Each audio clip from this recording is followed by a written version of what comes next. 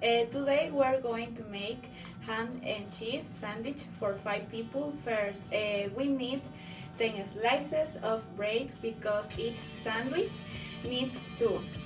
Let's place the bread on the table. Now we take some mayonnaise and spread a little on each slice. Not too much, just thin layer. We can also add some mustard if someone likes a stronger flavor.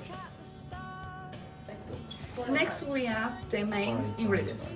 For each sandwich of need a slice of the jamon, of 1 slice of the cheese. If someone wants more cheese, we can add an extra slice. Great, now let's prepare some vegetables.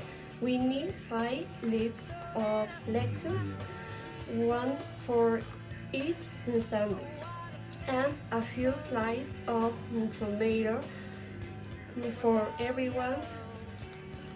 The vegetables make the sandwiches fresher and healthier.